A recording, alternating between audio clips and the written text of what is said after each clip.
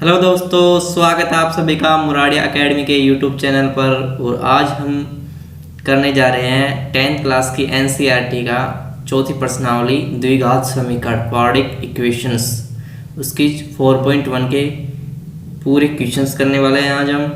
तो इस वीडियो में देखते रहिए पूरे क्वेश्चनों का सॉल्यूशन, और आपको अच्छा लगे तो कमेंट कीजिए और चैनल को सब्सक्राइब करना ना भूलें। तो बिना किसी देरी के शुरुआत करते हैं हम पहले क्वेश्चन के साथ। तो देखिए, पहला क्वेश्चन है, जांच कीजिए कि क्या निम्न द्विघात समीकरण है, कि जो ये समीकरण दिए गए हैं क्या ये द्विघात समीकरण है। तो सबसे पहले मैं आपको बता दूं, जो द्विघात समीकरण है उसका जो फॉर्मेट होता है, द्विघात समीकरण का जो फॉर्मेट होगा वो होता है A X square plus B X plus C is equal to 0। जो यहाँ पर ए है वो 0 के बराबर या 0 के बराबर कभी भी नहीं हो सकता। अगर ये 0 के बराबर हो जाता है तो ये द्विघात समीकरण नहीं बनती है, ठीक है। तो ये इसका द्विघात समीकरण का रूप होता है A X square plus B X plus C, जहाँ पर ये जो ए बी और सी है ये एक अचर है, कोई अचर राशि है। तो हमको जांच करना है कि जो ये समीकरण दिए गए हैं क्या इस रूप में उपस्थित हैं या नहीं है। तो फर्स्ट है हमारा जो फर्स्ट क्वेश्चन दिया गया है, इसमें फर्स्ट वो है x प्लस 1 का whole square is equal to 2x minus 3। तो हमें पहले इसको ओपन करना होगा पूरे को, ठीक है, अच्छी तरह से। इसे समीकरण के रूप में दिया गया, हमें इसे बताना है कि ये द्विघात समीकरण है या नहीं है, ठीक है। तो पहला ये है, इसको ओपन करते हैं हम a प्लस बी के होल स्क्वायर से, ठीक है। तो a प्लस बी के होल स्क्वायर से इसको ओपन करते हैं, x square plus 2x plus 1 और 2x से मल्टीप्लाई होगा तो 2x माइनस 6, ठीक है। अब यहाँ से देखो, एक्स स्क्वायर 2x से 2x कैंसिल आउट हो जाएगा क्योंकि दोनों तरफ समान है तो कैंसिल आउट हो जाएंगे। और 6, ये जो 6 है वो इस साइड आएंगे तो प्लस के हो जाएंगे, और तो ये हो जाएगा plus 6 is equal to 0। X square plus 7 is equal to 0। तो ये आया हमारा जो समीकरण, उसको सोल्व करने के बाद में, मतलब हल करने के बाद में ये हमारे पास समीकरण बचता है। अब देखिए, क्या ये इस समीकरण का पालन करता है, A X square plus B X plus C is equal to 0। देखो यहाँ पर एक्स स्क्वायर है, मतलब ए यहाँ पर कितना है, 1 है, ठीक है। यहाँ पर x वाला टर्म नहीं है, तो x वाला टर्म हो या ना हो, हम इसे इस प्रकार भी तो लिख सकते हैं, या इसे इस प्रकार लिख सकते हैं, x square plus 0x plus 7 is equal to 0। ये भी सही है क्योंकि यहाँ पर b की टर्म नहीं दी गई है, वो x के जो साथ गुणांक है वो नहीं दिया गया है, नहीं आ रहा। तो मतलब इसका ये मतलब नहीं है कि ये द्विघात समीकरण नहीं होगा, ये द्विघात समीकरण होगा क्योंकि यहाँ पर जो b का मान है वो 0 है, ठीक है। यहाँ पर जो b का मान है वो 0 है। जो अगर यहाँ पर a का मान 0 होता तो ये द्विघात समीकरण नहीं होता, ठीक है। अब c का मान कितना है, यहाँ पर c का मान है 7, तो ये अचर राशियाँ आ रही हैं, तो इसका मतलब है कि ये द्विघात समीकरण है। तो फर्स्ट है जो हमारा द्विघात समीकरण होगा, ठीक है। अब नेक्स्ट क्वेश्चन देखते हैं, सेकंड वाला। सेकंड है x square minus 2x is equal to minus 2 into 3 minus x, ठीक है। अब इसको भी सोल्व करते हैं, पहले हल कर लेते हैं इसको, मतलब शॉर्ट रूप में, कि ये द्विघात समीकरण है या नहीं है, इसको जांच लेते हैं। तो एक्स स्क्वायर माइनस 2x, ये तो ऐसे कैसे चला जाएगा, और ये हो जाएगा minus 6 minus minus minus plus 2x, 2 3 से गुना हुआ तो 6 और 2x से गुणा हो तो 2x, ठीक है। अब इसको और हल कर लेते हैं। एक्स स्क्वायर माइनस 2x, अब जो 2x है वो इस साइड आएगा तो ये भी माइनस का 2x, और ये इस साइड आएगा तो प्लस का हो जाएगा, और यहाँ पर 0, तो x square minus 4x plus 6 is equal to 0। तो ये भी देखिए, ये भी द्विघात समीकरण का रूप बन रहा है कि नहीं बन रहा। देखो ये होता है द्विघात समीकरण का रूप ax square plus bx plus c। तो ये तो बिल्कुल सिंपली बन रहा है कि एक ax square plus bx plus c का, तो ये भी द्विघात समीकरण है। फर्स्ट और सेकंड हमारे द्विघात समीकरण है। अब दूसरे की जांच कर लेते हैं, दूसरे की जांच, तीसरे की जांच कर लेते हैं। तीसरा क्वेश्चन है हमारा x minus 2 x plus 1 is equal to x minus 1 x plus 3, ठीक है, ये क्वेश्चन है। अब इसको वही द्विघात समीकरण है या नहीं है, तो x से गुणा होगा तो एक्स स्क्वायर, x 1 से गुणा होगा तो प्लस x, अब माइनस 2x से गुणा होगा तो माइनस 2x, और माइनस 2 1 से गुणा होगा तो माइनस 2। इसी प्रकार यहाँ भी x से गुणा होगा तो एक्स स्क्वायर, x 3 से गुणा होगा तो प्लस 3x, और माइनस x, और 1 3 से गुणा होगा तो माइनस 3, ठीक है। अब देखो एक्स स्क्वायर से तो एक्स स्क्वायर कैंसिल आउट हो जाएगा, है ना, ठीक है, और जो माइनस एक्स है वो इस साइड आ जाएगा, तो और यहाँ पर एक इस साइड आएगा। देखो इसको पहले सोल्व कर लेते हैं। यहाँ पर बचेगा माइनस एक्स, क्योंकि माइनस 2x में से एक x चला जाएगा तो minus x minus 2 is equal to, यहाँ पर कितने बचेंगे, 3 में से एक x गया तो 2x माइनस 3। अब ये इस साइड आ जाएगा तो माइनस 3x, और ये इस साइड आएगा तो प्लस 1। तो हमारे पास जो लास्ट समीकरण बन के आई है वो ये बन के आई है कि माइनस 3x प्लस 1। अब आपको पता है कि जो द्विघात समीकरण होती है वो ax square plus bx plus c वाली रूप में होती है। तो ठीक है, यहाँ पर जो ये देती है ax square plus bx plus c is equal to 0, इस रूप में होनी चाहिए। अब देखो यहाँ पर तो एक्स स्क्वायर है ही नहीं, इस वाले समीकरण में जो हमने अभी ज्ञात किया है उसमें तो ये है ही नहीं, तो ये द्विघात समीकरण नहीं है, थर्ड वाला द्विघात समीकरण नहीं है। इसके हम लिख सकते हैं कि यह ax square plus bx plus c का रूप का पालन नहीं करता, इसीलिए यह द्विघात समीकरण नहीं है, ठीक है। अब देखते हैं नेक्स्ट क्वेश्चन, जो चौथा क्वेश्चन है उसको देख लेते हैं। पेज नया ले लेते हैं, ठीक है। जो नेक्स्ट क्वेश्चन है हमारा वो है चौथा क्वेश्चन। काफ़ी सिंपल क्वेश्चन है, आप इन्हें आसानी से कर सकते हैं। अगर आप प्रैक्टिस करेंगे तो बहुत अच्छा हो जाएगा, आपकी अच्छी प्रैक्टिस हो जाएगी। अभी तो ये पहली प्रश्नावली है। तो चौथा क्वेश्चन हमारा x माइनस 3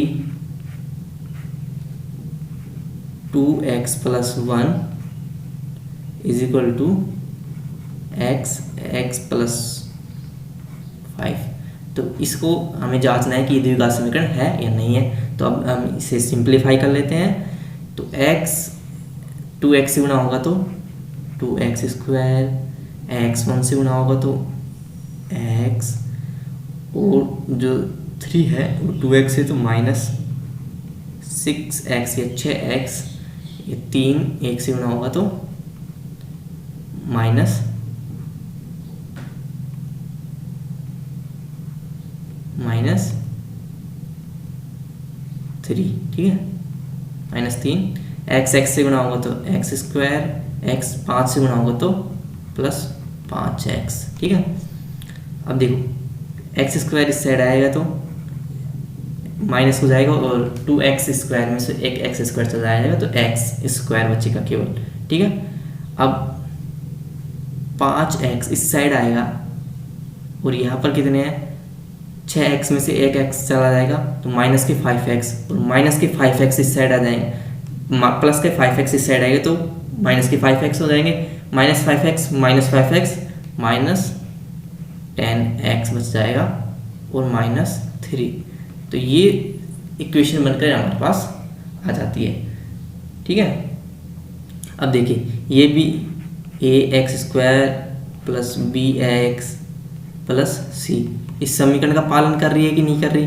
देखो x² भी है, x भी है, x के साथ जो गुणांक है उस b का मान -10 है, c अचरांक मतलब कोई भी अचर संख्याएं, तो ये इस समीकरण का पूर्णतः पालन कर रहा है, पूर्णतः द्विघात समीकरण रूप का पालन कर रहा है, तो ये एक द्विघात समीकरण है। ठीक है, इस प्रकार नेक्स्ट क्वेश्चन हमारा पांचवा क्वेश्चन देख लेते हैं।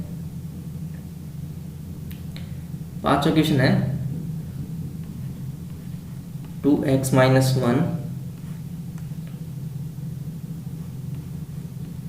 x - 3 is equal to x plus 5 x minus 1। देखो 2x minus 1 2x minus 1 x minus 3 is equal to x plus 5 into x minus 1। ठीक है, अब इसको सिंप्लीफाई कर लेते हैं तो 2x x से गुणा होगा तो क्या आएगा 2x स्क्वायर। ठीक है, अब 2x 3 से गुणा होगा तो क्या आएगा -6x। ठीक है, अब -1 x से गुणा होगा तो क्या आएगा -x। अब -1 -3 से गुणा होगा तो क्या आएगा +3।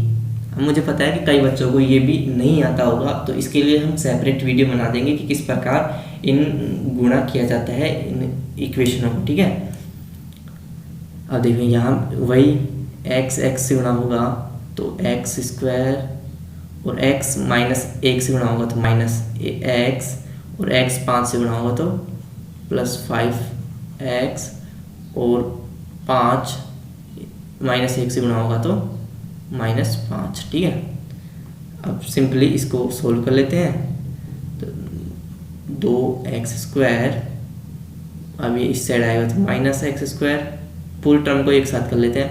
अब ये कितना हो गया -6x -x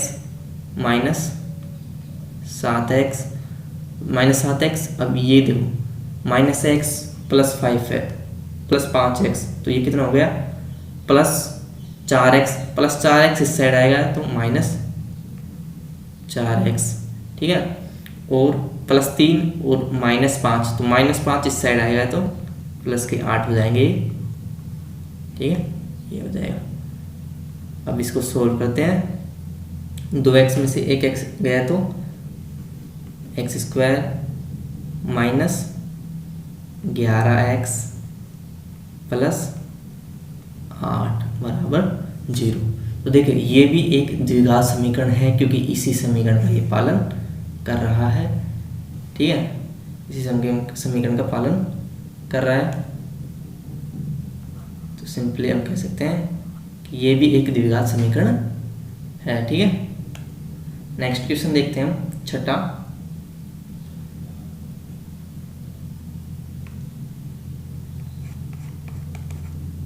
छठा क्वेश्चन है, सिंपली कुछ नहीं करना आपको, इनको सोल्व, अगर आपको इक्वेशन सोल्व करना आती है तो आप इनको सिंपली कर सकते हैं। ठीक है, अब छठा है क्वेश्चन x² + 3x + 1 = x - 2 का होल स्क्वायर। अब देखो ये तो ऐसे कैसे रहेगा, ये तो पहले एक ओपन है पूरा, अब हमें इसे ओपन करना है a - b के होल स्क्वायर से, तो x² - 2ab तो यहाँ पर 2 तो है, तो 2 × 4x आ जाएगा और प्लस 4 आ जाएगा। ठीक है, एक्स स्क्वायर से एक्स स्क्वायर कैंसिल आउट हो जाएगा और ये 7x हो जाएगा और 4 इस साइड आएंगे तो -3 = 0। तो ये हमारा द्विघात समीकरण नहीं है, क्योंकि यहाँ पर ax² का कोई रूप भी नहीं है। देखो यहाँ पर 7x है केवल, मतलब इसमें कोई द्विघात वाली कोई चीज़ ही नहीं है, तो इसलिए ये एक द्विघात समीकरण नहीं है। ये द्विघात समीकरण नहीं है, ये भी एक द्विघात समीकरण है, और जो 5वीं और चौथी थी वो द्विघात समीकरण है। ये छठा है, माफ़ कीजिएगा। ठीक है, तो छठा क्वेश्चन है, वो भी एक द्विघात समीकरण नहीं है। अब देखते हैं 7वें क्वेश्चन की ओर। 7वां क्वेश्चन है, सॉरी 7वां क्वेश्चन है x + 2 का होल क्यूब बराबर 2x - x² - 1। ठीक है, अब इसको ओपन करते हैं। अब इसको ओपन करने के लिए इसकी एक सर्वसमीका आती है, उसके द्वारा हम इसे ओपन कर लेते हैं। तो इसका जो सर्वसमीका के तहत होगा x³ + 8 + 6x + 12x। ठीक है, और ये हो जाएगा 2x x² से गुना होगा तो ये हो जाएगा 2x³ - 2x। ठीक है, अब देखो -2x² इस साइड आएगा तो कितना हो जाएगा, -x जो x³ है वो इस साइड आएगा तो कितना हो जाएगा, -x³ बचेगा 8। अब देखो 6x + 12x 18x और ये इस साइड आएगा तो प्लस में, तो 20x और +8।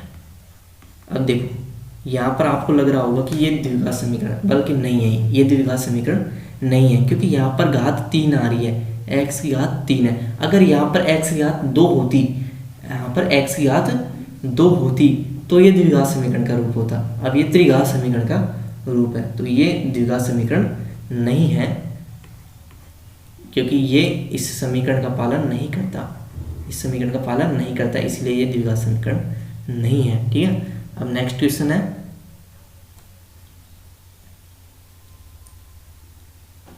तो जो अगले आपको क्वेश्चंस हैं और एक लास्ट क्वेश्चन है वो आपको करना है 8वां क्वेश्चन, जो कि 8वां क्वेश्चन है। 8वां क्वेश्चन है ये आपको सोल्व करना है, ये आपको पूरा सोल्व करना है और बताना है कि ये द्विघात समीकरण है या नहीं है। ठीक है,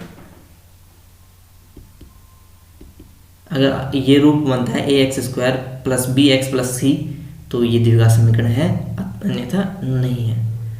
तो अब नेक्स्ट हमारे क्वेश्चन है वो ये है, दूसरा क्वेश्चन है। दूसरे क्वेश्चन में 4 क्वेश्चन पूछे गए हैं, उन चारों के बारे में बात करेंगे।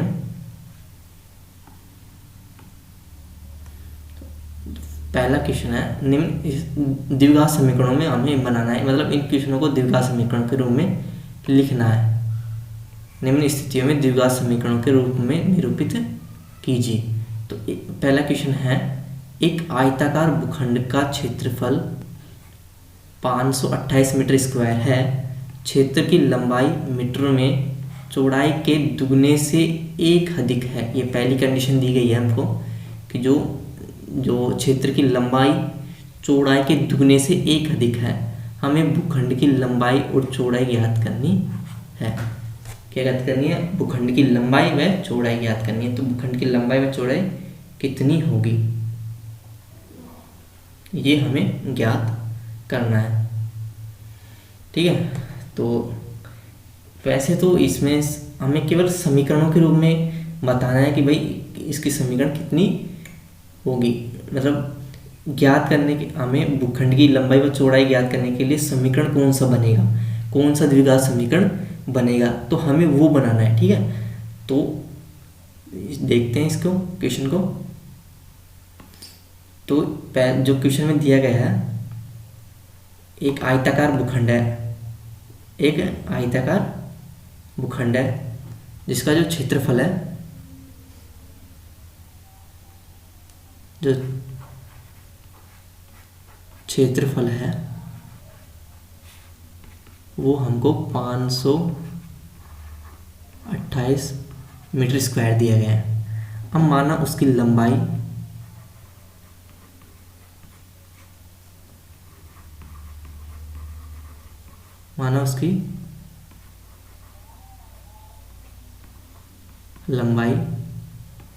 x है,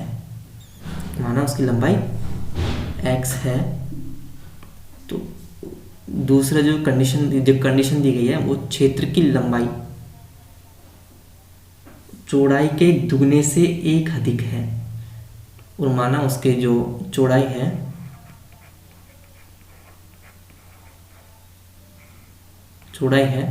वो y है। ठीक है, तो अब हमको दिया गया है कि क्षेत्र की लंबाई मैंने x मानी थी, चौड़ाई के दुगने से 1 अधिक है। तो चौड़ाई के दुगने से मतलब चौड़ाई y मानी थी उससे 1 अधिक है। तो जो क्षेत्र की लंबाई x है वो चौड़ाई के दुगने से 2y हो गया, उससे 1 अधिक है। तो ये हमारा दूसरा समीकरण, ये पहला समीकरण हो जाता है। ठीक है, नेक्स्ट पेज पर देखते हैं। तो उसकी लंबाई है x, चौड़ाई के दुगने से 1 अधिक है। तो ये हमारा फर्स्ट समीकरण हो गया। और दूसरा समीकरण है क्षेत्रफल। तो किसी आयताकार का क्षेत्रफल कितना होता है, लंबाई इंटू चौड़ाई, मतलब लंबाई क्या है x और चौड़ाई क्या है y। लंबाई इंटू चौड़ाई कितना हो जाएगा 528 मीटर स्क्वायर। ठीक है, 528 मीटर स्क्वायर हो गया। अब देखो, या तो हम यहाँ से x का मान y में रख दे या y का मान हम x में रख दे। ठीक है, कैसे भी हम किस प्रकार भी कर सकते हैं, दूसरा समीकरण है। तो समीकरण 1 का मान समीकरण 2 में रख देने पर, समीकरण 1 का मान समीकरण 2 में, समीकरण 1 का मान समीकरण 2 में रख देने पर, तो समीकरण 1 का मान क्या है, समीकरण 1 का मान 2 में रख देने पर समीकरण मतलब x का मान रख देना है। तो 2y + 1 को रख देना है x की जगह, और 528। ठीक है, अब इसको सोल्व करना है। 2y² y 2y से गुणा होगा तो 2y² + y = तो ये आ जाता है। ठीक है, 9y² - + y + 528, ये है -528, सॉरी -528 हो जाएगा, क्योंकि ये इस साइड से आया तो -528 हो जाएगा। ठीक है, अब ये हमारे पास समीकरण आ गया। अब इस समीकरण की सहायता से हमें y की वैल्यू निकालनी होगी अगर हम लंबाई और चौड़ाई ज्ञात करना चाहते हैं। बल्कि सवाल में केवल इतना दिया गया है कि आपको क्या करना है कि लंबाई और चौड़ाई ज्ञात करने के लिए उस समीकरण द्विघात समीकरण ज्ञात करना है। क्योंकि अभी हमें द्विघात समीकरणों का मान ज्ञात करना नहीं पढ़ाया गया है, मतलब आगे पढ़ेंगे उनका मान ज्ञात कैसे किया जाता है। अभी तक केवल समीकरण बनाना सिखाया जा रहा है। तो हमारा जो समीकरण हो जाएगा वो ये हो जाएगा 2y² + y - 528 = 0, या 5 to 8 = 0। ठीक है, तो ये हमारा समीकरण हो गया। तो यहाँ पर ये क्वेश्चन कंप्लीट हो जाता है। अब नेक्स्ट क्वेश्चन देखते हैं। अगर आप इसका सॉल्यूशन भी चाहते हो तो हम अगले वीडियो में इसका सॉल्यूशन भी बता देंगे। बट लेकिन हमें क्वेश्चन में केवल इतना बताया गया है कि इसका समीकरण के रूप में ज्ञात कीजिए। समीकरण हमने बता दिया आपको। हाँ, अगर आप यहाँ पर लंबा, ये x के रूप में भी हो सकता है, x के रूप में भी आप समीकरण ज्ञात कर सकते हैं। ठीक है, तो अब नेक्स्ट क्वेश्चन देखते हैं। जो दूसरा है, पहला तो हो गया, दूसरा है दो क्रमागत धनात्मक पूर्णांक का गुणनफल 306 है, हमें पूर्णांकों का ज्ञात करना है। 306 है दो धनात्मक पूर्णांकों का। अब मान लो, ठीक है, ये बोल रहा है कोई दो धनात्मक पूर्णांक है। माना पहला धनात्मक पूर्णांक,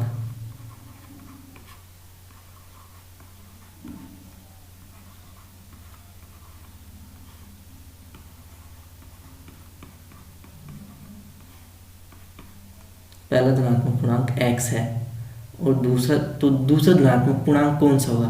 तो दूसरा धनात्मक पूर्णांक मतलब इसमें ही एक जोड़ देंगे तो दूसरा हो जाएगा। दो क्रमागत है ना, तो क्रमागत कैसे होगा? केवल एक जोड़ देने पर। दूसरा धनात्मक पूर्णांक हो जाएगा x + 1, और हमें क्या पूछ रहे हैं?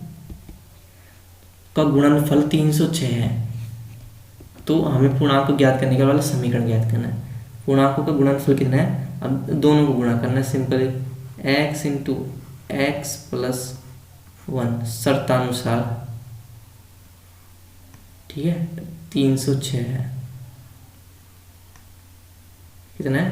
तो इसको x से गुणा होगा तो x² + x बराबर में 306, तो x² + x - 306 × 0। तो ये आ गया हमारा द्विघात समीकरण। अब आप इसकी सहायता से धनात्मक पूर्णांक ज्ञात कर सकते हैं। बिल्कुल ही सिंपल है, इसकी सहायता से।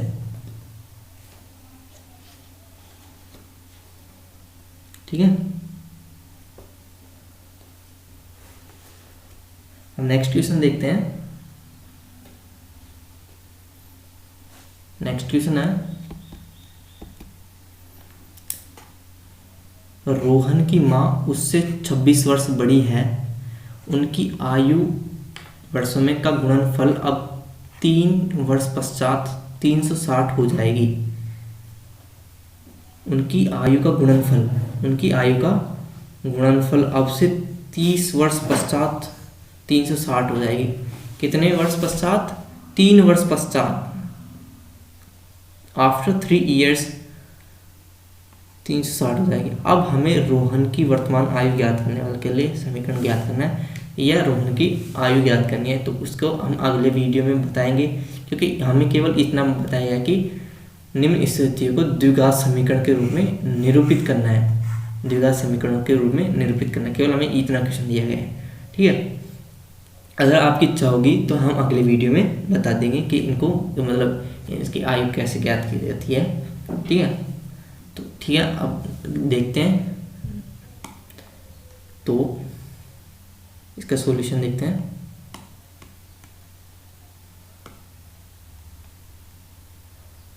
माना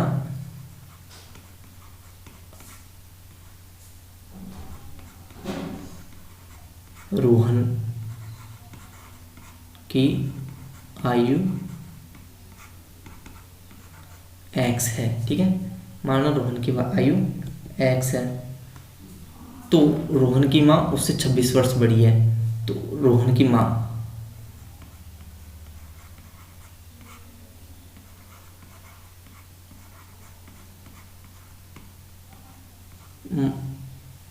की आयु कितनी होगी? रोहन की माँ की आयु x + 26, क्योंकि वो उससे 26 वर्ष बड़ी है। ठीक है, अब क्या कहती है? उनकी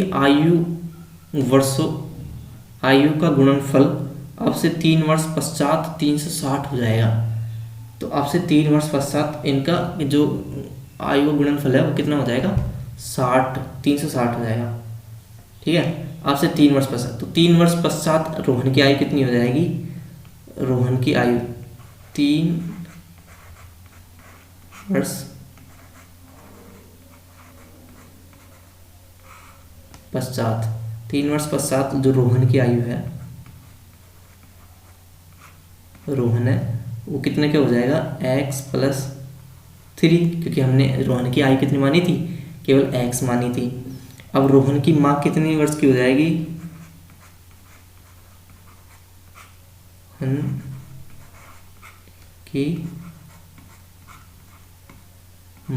रोहन की माँ हो जाएगी, वो पहले थी x + 26, अब +3, 3 वर्ष बाद +3, तो ये हो जाएगा x + 29।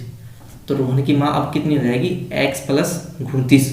ठीक है, अब बोल रहे हैं कि जो अब इन 3 वर्ष पश्चात इन दोनों की आयु का गुणनफल 360 हो जाएगा, इन दोनों की आयु का गुणनफल 360 हो जाएगा। x + 3 और x + 29, ये कितना हो जाएगा, 360 हो जाएगा। तो अब आप इसको सिंपली सोल्व कर सकते हैं। x से गुणा हो जाएगा तो x², x 29 से गुणा होगा तो +29, x 3 से गुणा होगा 29x + 3x + 3 29 से गुणा होगा, 3 29 से गुणा होगा तो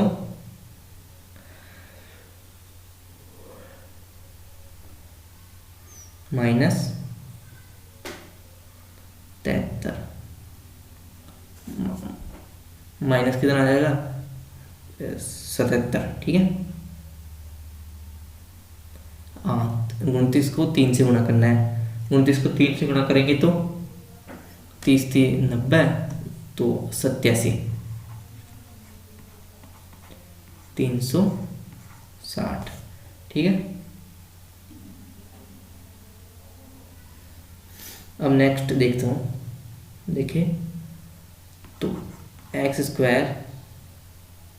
प्लस, अब देखो 29 + 3 कितना हो जाएगा, 32x, और 360 में से 87 जाएंगे, 360 में से 87 जाएंगे तो कितना हो जाएगा, 273, -273, क्योंकि -360 इस साइड आएगा तो माइनस में हो जाएगा,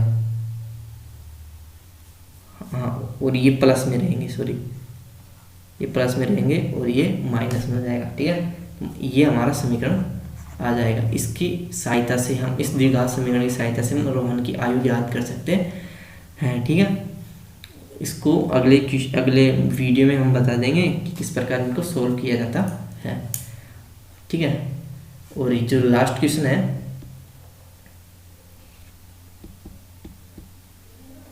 ठीक है, ये किस प्रकार किया, माना कि सर्वप्रथम हमने माना, इसका सॉल्यूशन है, सर्वप्रथम हमने माना कि रोहन की आयु कितनी है, x है।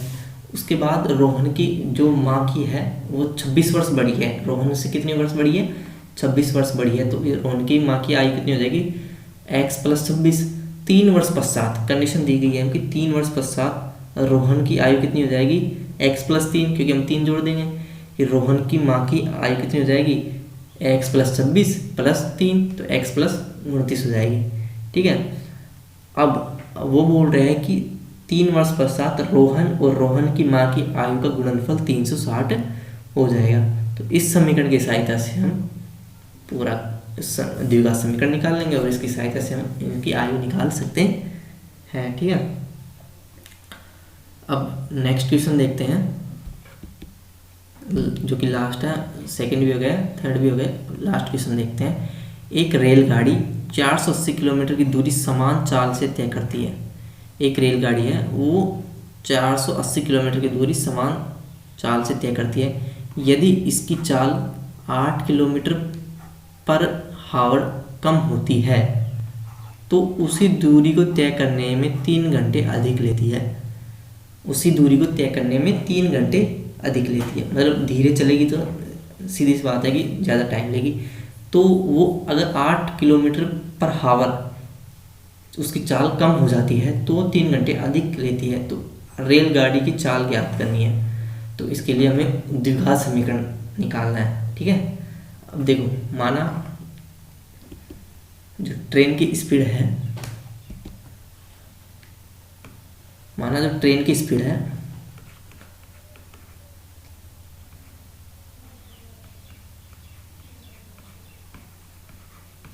ट्रेन की स्पीड है वो x किलोमीटर पर हावर है। कितनी है? x किलोमीटर पर हावर है। तो 480 किलोमीटर दूरी तय करने में लिया गया समय कितना होगा? तो 480 किलोमीटर दूरी तय करने में, अब हमको पता है कि जो चाल होती है वो दूरी बटे समय, चाल होती है वो होती है दूरी बटे समय। केवल बस इसी फॉर्मूले का उपयोग करके हमें सब कुछ निकालना है। तो चाल होती है दूरी बटे समय। तो समय क्या होगा? तो t, मान लो t समय है, तो ये हो जाएगा डिस्टेंस अपॉन स्पीड। t कितना हो जाएगा? जो 480 किलोमीटर दूरी तय करने में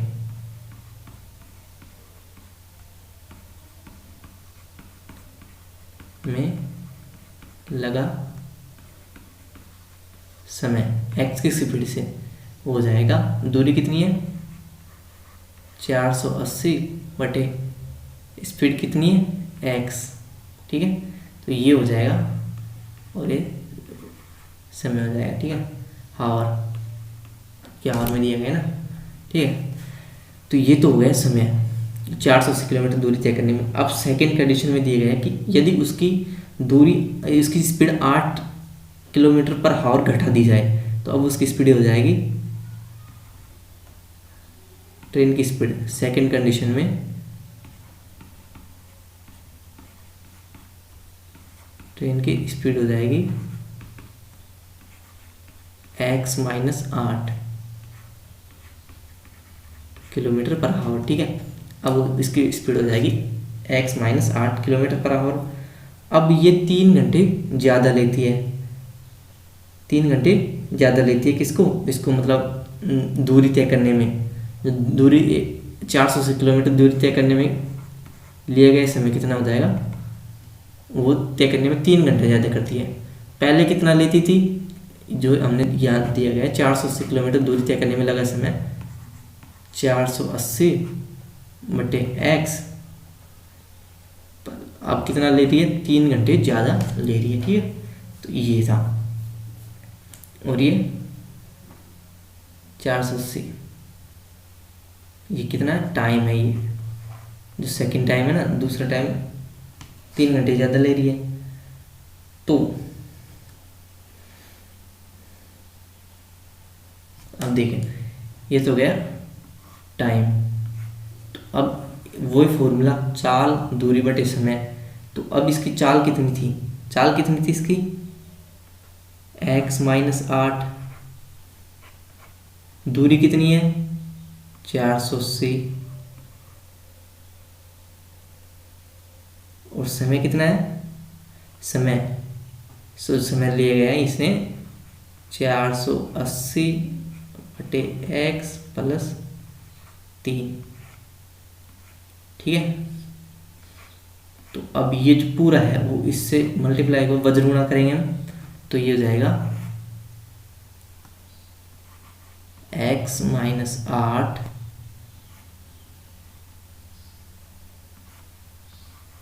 480 बटे x प्लस 3 बराबर 480। ठीक है,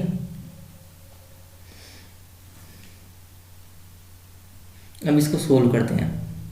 अब इसका सॉल्यूशन देखो, x माइनस 8 ब्रैकेट सोल्व करते हैं पहले अंदर का, तो 480 माइनस प्लस 3x हो जाएगा, ये तो अपॉन x 80 कैसे आ जाएगा, और 480। अब या तो ये x यहाँ पर गुना हो जाए सीधा। ठीक है,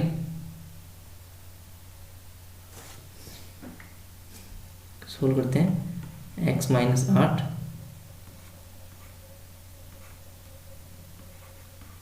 480 प्लस 3x, ये सीधा गुणा हो जाएगा तो कितना हो जाएगा 480 x, x ये से गुणा हो जाएगा। ठीक है, अब इसको सोल्व करते हैं। 480 x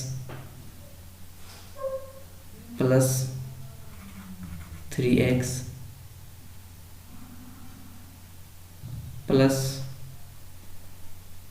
अब 8 गुणा होगा, 8 को 43 से गुणा करते हैं तो हो जाएगा 3840।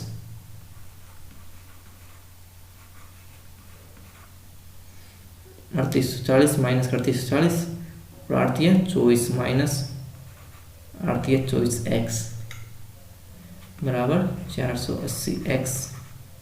480x से 480x चला जाएगा और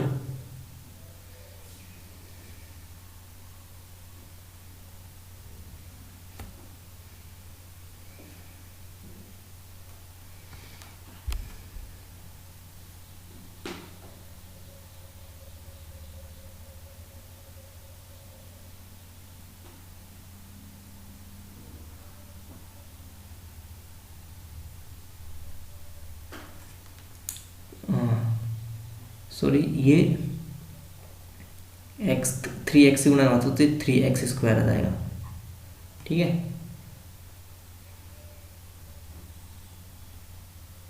थ्री एक्स स्क्वायर आ जाएगा, हो गया। ठीक है, अब हमारे पास बचा 3x square minus 24x plus बराबर 0। अब देखें, इस समीकरण की सहायता से हमें ट्रेन की स्पीड ज्ञात कर सकते हैं। ये हमारे पास क्या आ गया, एक द्विघात समीकरण आ गया। अब आप इसको सिंपली सोल्व भी, मतलब 3 का भाग देकर इसको सोल्व भी कर सकते हैं। ये आ जाएगा हमारे पास x स्क्वायर 24x माइनस 1280 पूरे समीकरण में 3 का भाग देने पर। अब ये द्विघात समीकरण की सहायता से हम ट्रेन की स्पीड ज्ञात कर सकते हैं। तो इस प्रकार हमें हमारा जो वापस देख लेते हैं इस क्वेश्चन को एक बार और।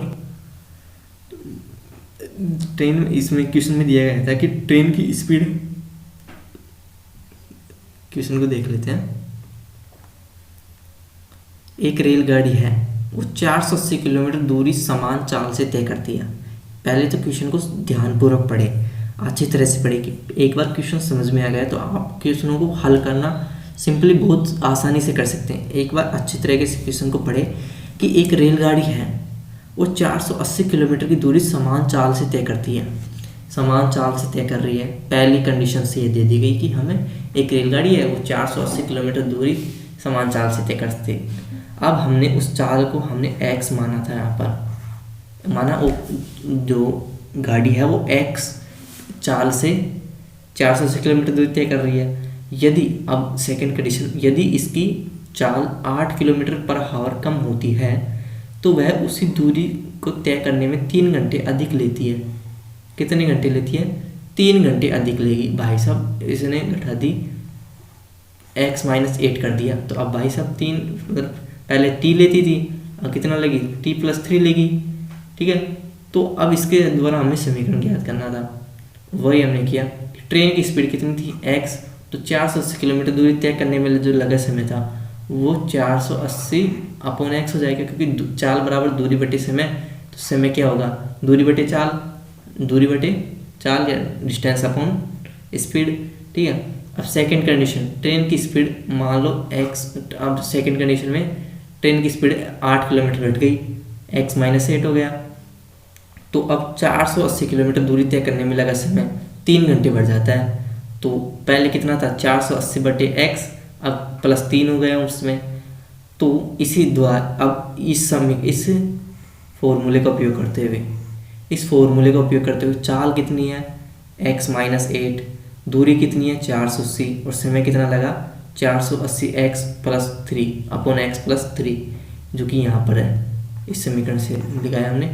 अब इसको पूरे को सिंप्लीफाई कर लिया, ये इससे बदल गुणा हो जाएगा और इस प्रकार हमारा आंसर आ जाएगा x square minus 24x minus 1280 is equal to 0।